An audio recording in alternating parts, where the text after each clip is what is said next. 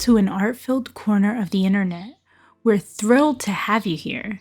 Whether you're a seasoned artist looking for inspiration or someone who's just starting their creative journey, this is the perfect place for you. Our channel is about exploring the diverse world of art, showcasing different styles, techniques, and mediums, from traditional painting to digital art sculptures to mixed media. We've delved into it all. Let's dive into it. Hey guys, welcome back to my channel. This is Kim with K Montes Art, and if you thought that introduction was weird, that's because it was. So that was ChatGPT giving me an introduction to my YouTube video. And what you've been seeing on the screen is all the AI art that I created throughout a couple weeks. So the big question that artists want to know, are we going to be replaced by AI? Well, I don't know. I created this image in a digital format and in a traditional format. So let's see if I accomplished the goal. My honest opinion about AI art is that I don't think they can replace specific art or artists. However, I have heard that these AI creators have input different types of artists' artwork into their machines and have generated similar styles of that person's work. That is straight up plagiarism, and I think that every artist that happens to should sue them, in my opinion.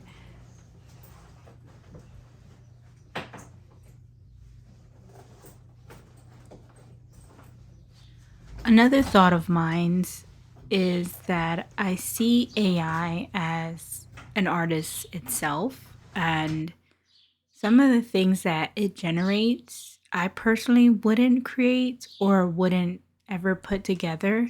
What I find really interesting is the styles that it gathers. So a lot of the things that I generated in that initial image and video from TikTok were very traditional sort of art styles, like cubism, folk art, classical.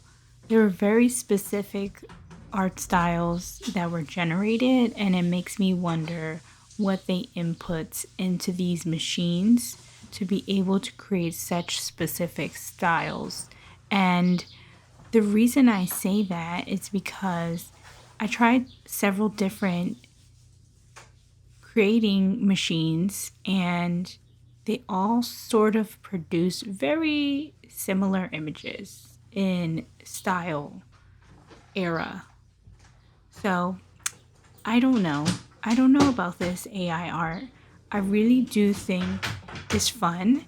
I don't think that artists will be replaced. And I also do think that other non-artists can use this as a source to generate things for retail, honestly, because no two images are replicated twice from what I've experienced. I don't know if that's actually true, but in my personal opinion or experience, I have not seen the same image generated twice exactly the same.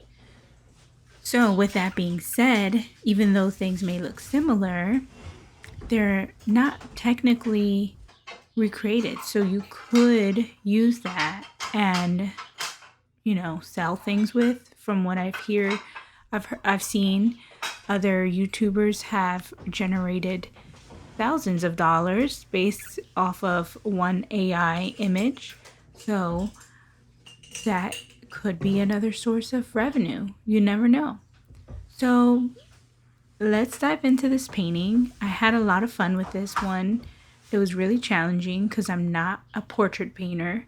I really struggle with facial features for some reason. It's very creepy to me. So throughout this painting, you see that I struggle a lot with the facial features and sort of proportions. So I unfortunately did not capture me creating the digital format, but I created the digital format in Procreate and I used the Bardot brushes. A lot of the things that I've noticed is that no two piece will ever be the same.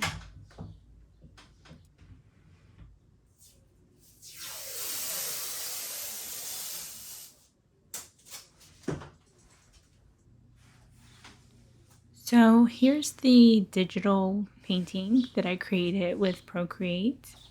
And here is the AI generated image from TikTok. And what I did was sort of reference both of these images while painting. I kept my color palette very bright and folk art related, similar to the initial images.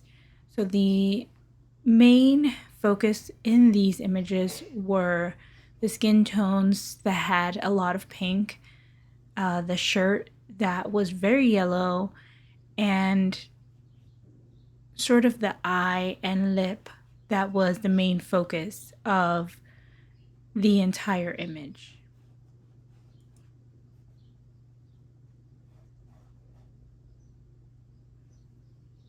So what I'm doing here is looking at a YouTube video. What I should be doing is getting the initial sketch of the face and try to capture that proportion. I really struggled with this. It's been a long time since I've done something that is true to proportion, I guess you can say, because a lot of my portraits tend to be very obscure, very non-representational. I don't really care about realism, and I struggled a lot. I think it's something that I don't necessarily like. It's not something that I'm terrible at. I'm just not good at it because I haven't practiced, right? So, trying to get certain things, I did end up pulling out a mirror at one point to reference my own face because it's technically me, but none of these actually look like me in any type of way. Well, maybe just a little bit, but I think it's interesting how each of them look very different. So some of my favorite things to do when I'm painting skin tones is to avoid from using realistic skin tone colors and draw in the abstracted colors. So bringing in those pinks, purples, blues, greens, depending on how I'm seeing that person, if they're in the cool tone or the warm tone or sort of the neutral tone. That's how I like to paint my figures and sort of remove the realistic aspect of the actual skin tone. After painting for about 20 to 30 minutes, I took a break to give my eyes some relief and change of view.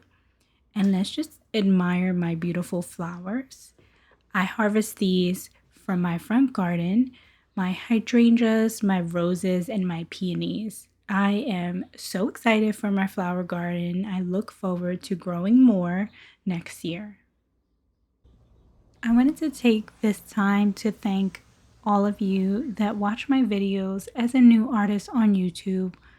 And as I grow, I really appreciate every single one of you that take the time to watch every single video that I've posted. I'm almost at 30 videos, and my goal right now is to reach 300 subscribers. So I really think that I can accomplish that tiny goal. I'm at about 160 at the time of making this video. So if you would do me the favor in liking and subscribing, I greatly appreciate you.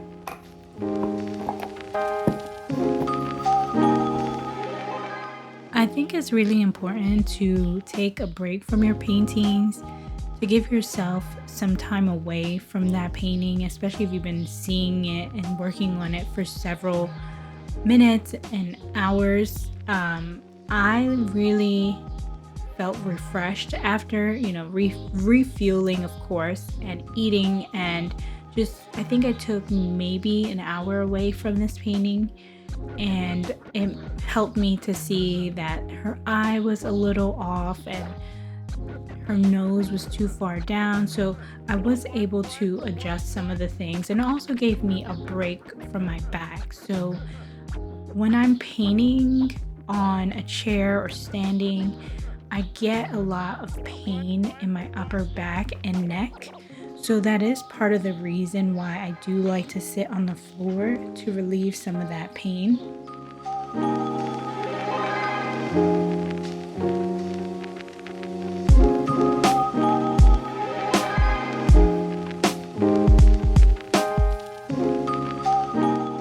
So, in this clip, I took some time to refer to myself.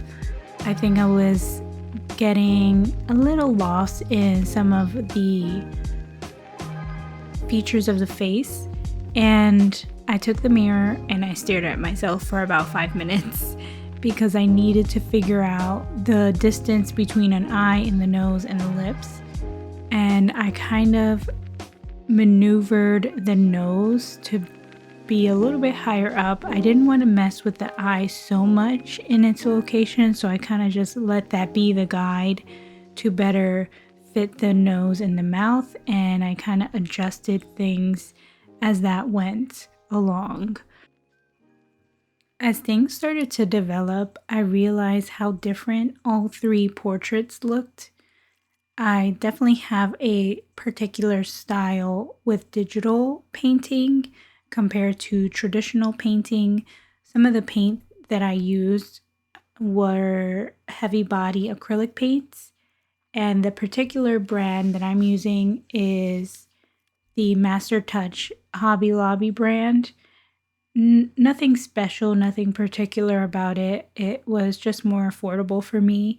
I know the tube actually says $9.99 American dollars, but they were actually 50% off when I purchased them. So I acquired a lot of colors throughout different sales that they had. I love heavy body paints because it creates sort of a thick texture. That's the intention with it. And with digital painting, you don't really get that texture. It's digital. It's pretty much flat all over, and that's what I love about traditional painting. And I also don't think that AI can capture that three-dimensional texture feel with uh, the way that traditional art can capture. So those are the absolute major differences with traditional AI and digital painting.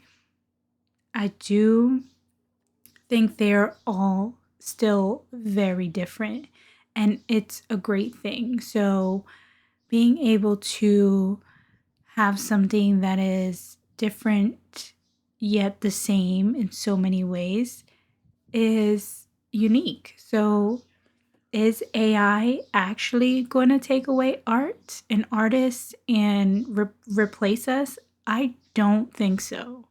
I strongly disagree because it reminds me of the time when the Kindle came out and all the books decided to go digitally, and everyone was freaking out that libraries were going to close and Barnes and Nobles were going to go extinct.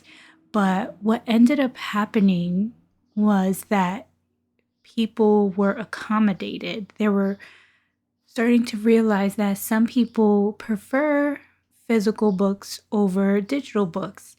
Some people preferred audiobooks. And all those things started to sort of make a pave way and a door opening for people with different learning differences. And I think that's what AI is doing. As a person with learning differences that are different from those neurotypical people, it's just creating different opportunities where the line is needing to be drawn is the copying and sort of the lack of resources in accrediting certain artists. So I think there's a fine line of this is great, this is an amazing tool, but let's give credit where credit is due. So I think that's where we still have some developing to do with AI, and hopefully it will get there soon.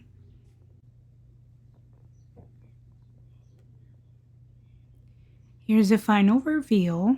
I absolutely loved the texture. It made me miss traditional painting and figure painting. I love the color. Love the color. I, however, had a lot of paint left over, and I do not like to waste paint. So I used that extra paint to create another painting. That's how much paint I had left over. There were just little bits of paint that I added to sort of finalize this next painting. And this one is imaginary, similar to the flower portion of the self-portrait. And I kind of enjoy doing these sort of imaginary floral patterns and using leftover paint to, one, not create waste, and two, to create another piece. And it was so much fun. So here's the final look of that painting. I did off camera add a couple of extra oil pastel marks to this final piece, but nothing major changed about it. I really enjoy the color and how they sort of coincide together.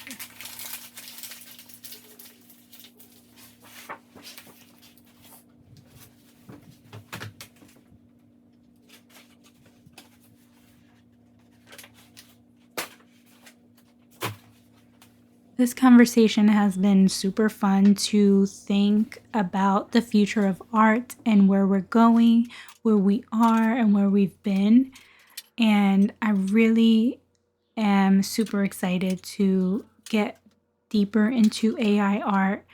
I'm definitely pro AI art, minus those few cons that I mentioned earlier in the video. As I wrap up and clean things up, I just wanted to talk about how I clean my brushes. I use the Master Brush Cleaner and Preserver. It's a really great way to remove all the excess acrylic.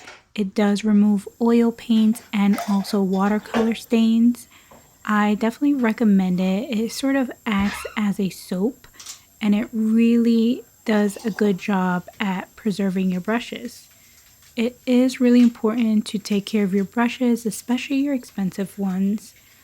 Unless if you are the type of person that likes to have sort of rusty, dusty brushes to help create texture in your paintings, I do have a separate set that is intentional and purposely made to be dusty and crusty for certain effects.